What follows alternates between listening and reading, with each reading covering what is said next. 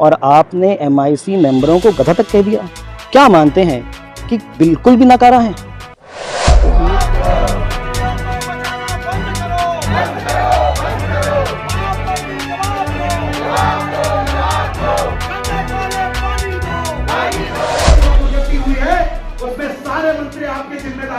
और आपको आगे बहुत उम्मीद की थी और इन लोग से भ्रष्टाचार किए और ऐसा कोई काम नहीं किए जो इस शहर के लिए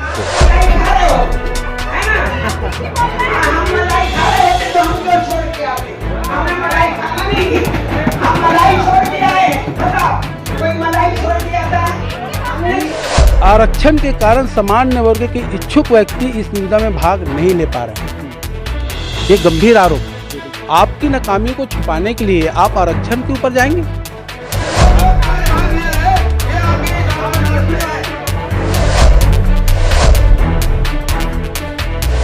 नमस्कार, मैं हूं शिवेंद्र और आप देख रहे हैं 10 सीजी खबर। तुरुक नगर निगम, जहां लगभग 3 लाख के आसपास के मतदाता हैं और ये 3 लाख के मतदाताओं वाला निगम जिसकी आज थी अंतिम सामान्य सभा। ये अंतिम आम सभा जो थी काफी हंगामेदार थी। बहुत सारे आरोप लगाए गए, प्रत्यारोप हुए, पर जो विषय सामने उठ के आ रहे हैं वो कुछ महत्वपूर्ण विषय है। शायद ये विषय, ये बिंदु, ये आरोप अब आने वाले चुनाव के विषय भी बन जाएंगे। जो विषय थे, एक तो पहला विषय जो बहुत महत्वपूर्ण था, जिसकी चर्चा आजकल अखबारों में और मीडिया में बनी हुई है, वो थी स्पैरो कंपनी। स्पैरो कंपनी जो कि ऐसा बताया जा रहा है कि गलत तरीके से अब भी टैक्स वसूल कर रही है, पर निगम की सत्ता ने अब तक कोई कड़ी कार्रवाई के खिलाफ नहीं की है, कोई एफआईआर नहीं हुआ। एक ये विषय रहा। इसके अलावा जो जल परिसर और गज मंडी में जो दुकानें बनाई गई थी निगम की तरफ से, वो अब तक आवंटित नहीं हो पाई है। और इसमें यह भी बताया जा रहा है कि इस आवंटन का प्रमुख कारण जो आवंटन नहीं हुआ है वो था आरक्षण, और निगम की सत्ता ने आरक्षण समाप्त कर दिया, ऐसा बड़ा आरोप। इसके अलावा कुछ भी विकास काम नहीं होना, इस प्रकार के बड़े आरोप थे। इन सारे तमाम बातों के बीच में, आरोप प्रत्यारोप के बीच में, जो कि कांग्रेस के ही एक पार्षद है, वरिष्ठ पार्षद हैं मदन जैन, इनका अपने ही सत्ताधारी दल को, अपने ही महापौर को, अपनी पार्टी के महापौर को घेरना, बड़े बड़े आरोप लगाना और एमआईसी मेंबरों को गधा तक कह देना, ये सारे आज प्रमुख विषय थे। आइए दिखाते हैं आज की इस बैठक को और सुनाते हैं कि क्या है सारे आरोप और क्या क्या बातें इन आरोपों के बारे में सत्ताधारी दल के पार्षद और विरोधी पक्ष के पार्षदों ने कही है। इस गर्मागरम आम सभा में जो एक बड़ा आरोप काशीराम कोसरी जी ने लगाया है, वो हमारे साथ भी है कि निगम की सत्ता आरक्षण समाप्त करना चाह रही है। जी, क्या है आरोप और क्यों आप आरोप लगा रहे हैं? आरोप इसलिए है कि इन्होंने दुकान, इसमें बना था जो 2 कॉम्प्लेक्स बने हैं, जिसमें लगभग ये एजेंडे में आया है, कुल एक जगह 44 दुकान है, एक जगह 74 दुकान है। इसमें 100 दुकान में मतलब लगभग इसमें से 18 दुकान की बिक्री हो चुकी है। ठीक है, उसके बाद 100 दुकानें बाकी है, तो सब 100 दुकानें तो आरक्षण में नहीं है ना, उसमें कुछ सामान्य है। और इन्होंने लिखा है यहाँ पर कि आरक्षण के कारण सामान्य वर्ग के इच्छुक व्यक्ति इस निविदा में भाग नहीं ले पा रहे हैं। ये गंभीर आरोप है। जी बिल्कुल। आपकी नाकामी को छुपाने के लिए आप आरक्षण के ऊपर जाएंगे, आरक्षण पे ब्लेम लगाएंगे कि आरक्षण के कारण दुकान नहीं बिक रही है। ये कहाँ का न्याय है? अपनी नाकामियों को छुपा रहे हैं आप, रेट ज्यादा है आपका, है? ये तो हम इसकी घोर निंदा करते हैं। आरक्षण में सभी आते हैं, एसटी, एससी, ओबीसी, विकलांग, सैनिक, सभी हैं, उनके हक को मार रहे हैं आप। और इसमें बड़ा विषय मुझे ये भी लगता है कि अगर ये तय हो जाए, ये बात हो जाए, तो एक प्रथा चल पड़ेगी आगामी और भी आवंटन में कि इस प्रकार से आरक्षण समाप्त किया जाए। उनको हो सकता है कि किसी की निविदा भरने ना दिया जाए। अच्छी दुकान है यदि, तो आरक्षण में आ गया वो, तो उसकी निविदा ही ना भरें, वो सामान्य वर्गों को देने के इच्छुक रहेंगे इन लोग, क्योंकि जब सामान्य वर्ग से पैसा मिलेगा। बिल्कुल, चंद दिन बचे हुए हैं, अब आप लोग जाने वाले हैं जनता के सामने। तो जब आप लोग चुनाव में जाएंगे तो शायद ये आप लोगों के लिए एक बड़ा विषय रहेगा। बिल्कुल विषय रहेगा, क्यों नहीं रहेगा। कांग्रेस हमेशा से आरक्षण विरोधी रही है। वो बरगला करके आरक्षणों एसटी, एससी, ओबीसी को अपने पक्ष में करती आज तक के आई है, लेकिन आज तक उसके लिए कोई काम नहीं करी है। कांग्रेस सिर्फ और सिर्फ एक समुदाय का सुनती है, जिससे पूरा देश को पता है कि कांग्रेस किस समुदाय का सुनती है और उसका काम करती है। बहुत बहुत धन्यवाद। तो जैसा कि आपने सुना, एक बड़ा मुद्दा भारतीय जनता पार्टी के लोगों को मिल गया है। अब इस चुनाव के लिए जो शहर सत्ता के चुनाव होंगे, अब इसमें आरक्षण बड़ा विषय रहेगा, क्योंकि आरक्षण का नाम लेकर उन दुकानों का आवंटन का गया। मुझे पार्टी से कोई लेना देना नहीं है, शासन ने पैसा नहीं भेजा तो सभी पार्षदों को मिलकर प्रयास करना चाहिए था, ये आरोप आज आपने लगाया है इस सभा में, क्या कहेंगे? ये आरोप नहीं है, ये हकीकत है कि अगर पार्षद निधि हमारी नहीं आ रही है तो हमारा भी तो दायित्व बनता है कि हम शासन से लड़ें।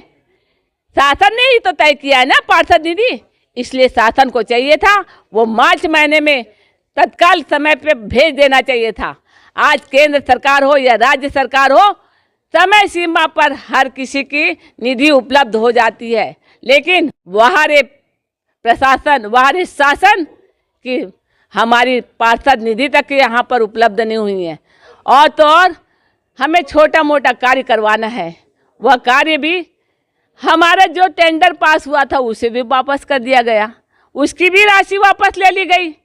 ये कैसा अन्याय है? किसे दोषी मानते हैं? मैं शासन को दोषी मानूंगी। शासन को चाहिए था यदि टेंडर, ये जनता का कार्य है, किसी पार्टी का कार्य नहीं है। नगर निगम में जनता के कार्यों को देखना है, हमें पार्टी को नहीं देखना है। इसी प्रकार मैं आपको बता देना चाहती हूँ कि हमारे यहाँ कोर्ट में भी 2,19,00,000 रुपए पास हुआ था, जो राशि उपलब्ध हो गई थी, वह कार्य प्रारंभ हो गया था, उसे रोक दिया गया।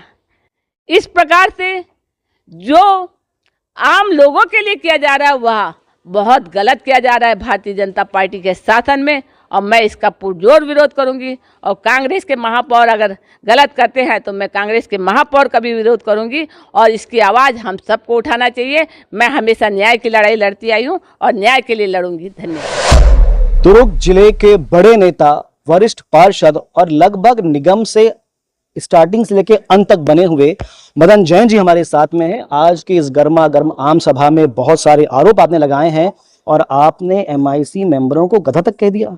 क्या मानते हैं कि बिल्कुल भी नकारा है? 1981 नगर निगम का गठन हुआ, उस वक्त से मैं नगर निगम से जुड़ा हुआ। 5 बार चुनाव जीता हूँ, 2 बार चुनाव हारा हूँ, वो भी माननीय अरुण बोरा जी की मेरे ऊपर कृपा रही, इसलिए हार गए। आरोप लगा रहे हैं बड़ा? बिल्कुल आरोप लगा रहा हूँ, क्योंकि अरुण बोरा कभी कांग्रेसी रही ही नहीं। 4 महापौर चुनाव उन्होंने लोगों को हराया और अपने चाहने वाले पार्षदों को जिताते थे और कांग्रेसी पार्षदों को हराते थे। और नगर निगम के पूरे कार्यकाल में डॉक्टर तमीर एक चर्चा का विषय थे। वैसे ही ये नगर निगम है, इसमें माननीय धीरज बाकलीवाल का अपने MIC सदस्यों पर कोई पकड़ नहीं थी। सब MIC सदस्य भ्रष्टाचार से जुड़े रहे और मीटिंग बुलाने में डरते रहे। इन्होंने कभी प्रभारी के होते करते, मतलब जो सबसे ज्यादा होशियार अपने आप को समझते माननीय अब्दुल गनी जी, वो केवल एक मीटिंग बुलाए और उन्होंने वार्ड में कोई काम नहीं किया, केवल अपनी धर्मशाला में काम किया, जो कि नियम के विरुद्ध है, और अपने आप को सीनियर और होशियार बताते हैं। इस नगर निगम में एक तो अरुण बोरा का हस्तक्षेप और एक अब्दुल गनी जैसे समझाने वाले महापौर को इस कार्यकाल को पूरा बदनाम किया। सुनने में ऐसा आ रहा है कि आने वाला चुनाव जो होगा उसमें महापौर का चुनाव प्रत्यक्ष होगा, तो क्या जैन साहब फिर तैयारी कर रहे हैं? ऐसा है कि आज ही पेपर में आया है कि भारतीय जनता पार्टी के विधायक ही प्रत्यक्ष चुनाव नहीं चाहते और कैबिनेट अभी तक इनकी कोई निर्णय नहीं ले सकी है। डायरेक्ट होगा तो निश्चित रूप से लड़ूंगा, और पार्टी टिकट देगी तो ठीक, नहीं तो निर्दलीय लड़ूंगा, क्योंकि मैंने निस्वार्थ मेरे अपने सार्वजनिक जीवन नगर निगम में मैंने मानदेय भी अपने घर में नहीं ले गए, वो भी मैंने अपने वार्ड में खर्च किया या अपने किसी दुख सुख में काम आया हूँ। तो मेरी तो सोच एक अलग है नगर निगम में कि कोई ठेकेदार मेरे ऊपर उंगली नहीं उठा सकता, कोई इंजीनियर मेरे ऊपर उंगली नहीं उठा सकता। पाक और साफ दामन है जैन साहब?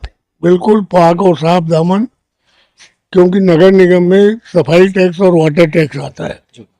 सफाई टैक्स मतलब आप समझ गए, कहा कपाई नहीं, और पानी, जिस पानी के लिए हम जैन समाज वाले लोग जगह जगह पे खोलते हैं, तो इस पैसे को अगर कोई भी समझता है कि फायदेमंद रहेगा, वो निश्चित रूप से मैंने देखा है, राम खिलावन को कई लोगों को देखा जो PWD चेयरमैन थे, वो परिवार बर्बाद हो गया। अच्छा, 10 में से कितने नंबर देंगे महापौर को उनके कार्यकाल के लिए? महापौर के बेचारे कुछ चला ही नहीं है, पूरा पाएंगे कि अरुण बोरा अभी हारने के बाद थोड़ा बहुत अपनी चला रहे हैं।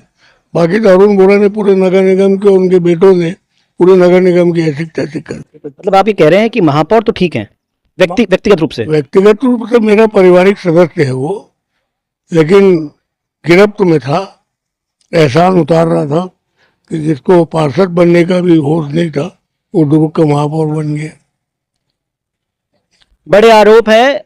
इन बड़े आरोपों के अलावा जो इनका भाषण है वो तो और भी सनसनीखेज था। ऐसा लग रहा था कि ये भाषण नहीं दे रहे हैं, आग उगल रहे हैं। वो भाषण भी सुनाएंगे।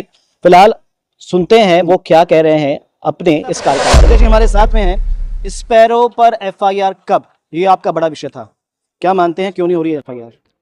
राजनीतिक संरक्षण के कारण ही नहीं हो पा रही है। हमने, ये आज का विषय नहीं है। जिस दिन भारतीय जनता पार्टी एक पेट्रोल पंप का 1100 रुपये टैक्स काटते पकड़ती है, जिस दिन भारतीय जनता पार्टी के पार्षद दल लगातार अवैध वसूलियों पे अपनी आवाज बुलंद करती रही है, ये महापौर और महापौर परिषद का दायित्व था कि स्पेरो जैसी कंपनी में जो नागरिकों का टैक्स खा के भाग गई है उनके ऊपर पहले ही कार्रवाई कर लेनी चाहिए थी। आप एक बहुत अच्छे वक्ता है और पूरी तरह से आज आपने घेरा, पर ऐसा लगता नहीं कि ये आक्रामकता विपक्ष की पहले भी दिखती तो शायद क्षेत्र का कुछ विकास हो जाता? देखिए, विपक्ष आक्रामक नहीं है ये कह ही नहीं सकते। केवल मेरे 24 पार्षद हैं आज, और उन 24 पार्षदों ने दम लगाया नहीं, ऐसी बात नहीं थी, दम निकलना ही बाकी था, उस हद तक लगाया।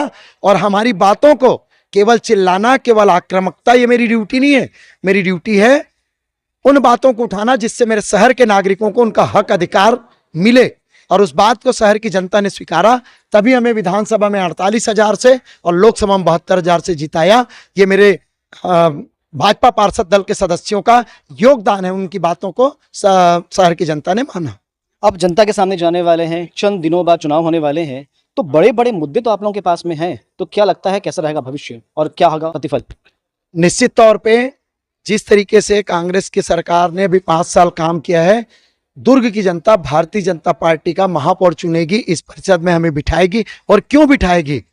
बाजार विकेंद्रीकरण में आपके सामने महापौर उस परिषद ने स्वीकारा कि एक भी बाजार दुर्ग शहर में नहीं खोला गया।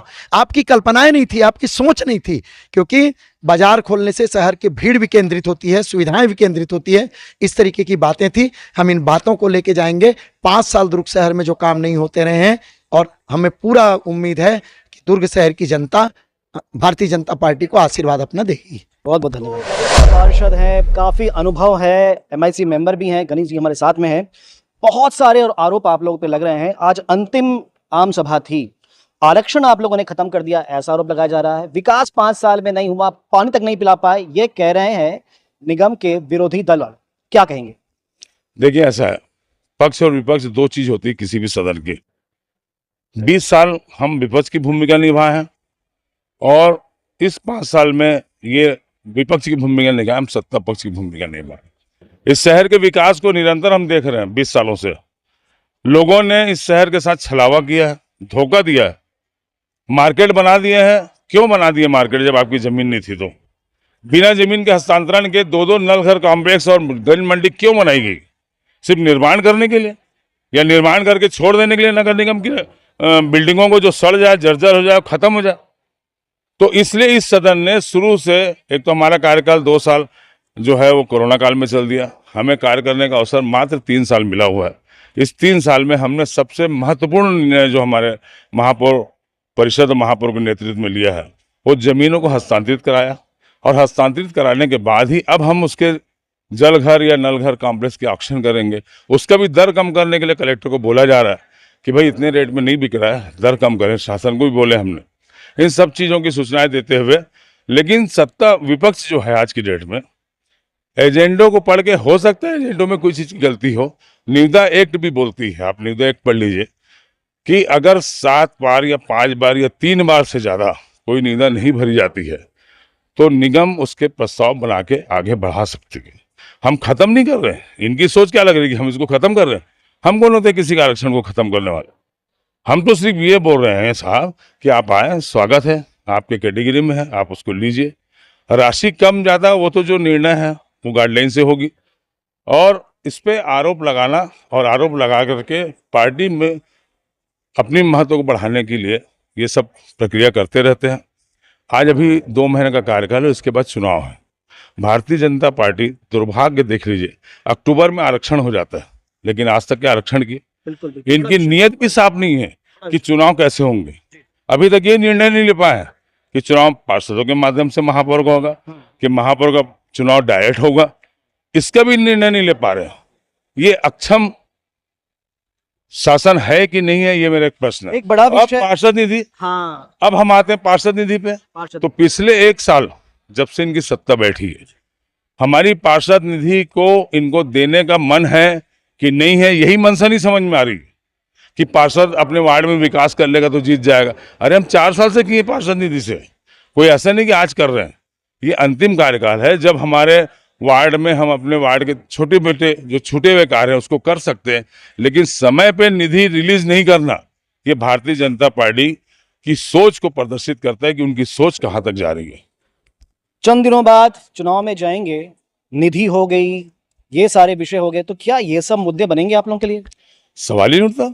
शहर लेवल में अगर मान लो डायरेक्ट चुनाव होता है, महापौर का डायरेक्ट चुनाव होगा, तो हमारे मुद्दे रहेंगे कि पिछले 1 साल में हमने मांग की, इन्होंने क्यों नहीं दिया, इन्होंने कितनी राशि भेजा शहर के विकास के लिए। आज हम तरस रहे हैं, दीपावली के समय हम स्ट्रीट लाइट और वार्डों की लाइट नहीं लगा पा रहे हैं। इनकी सरकार है, ये क्यों नहीं ला रहे पैसा? आरोप हमारे पर लगा रहे।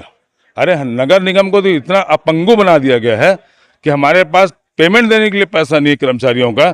जब हम अपने अधिकार की बात करते हैं कि कर बढ़ाने की, तो उसमें भी ये राजी नहीं होते। शासन भी पैसा ना दे, हम कर भी ना ले पाए, तो नगर निगम चलेगा कैसे?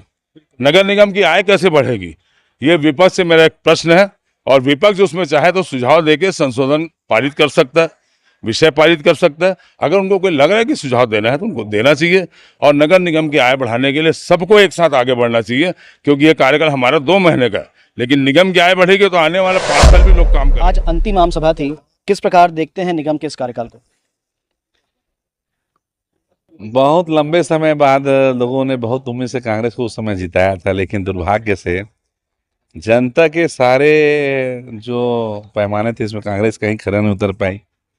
जनता बहुत उम्मीद की थी, और इन लोग सिर्फ भ्रष्टाचार किए और ऐसा कोई काम नहीं किए जो इस शहर के लिए ठोस हो।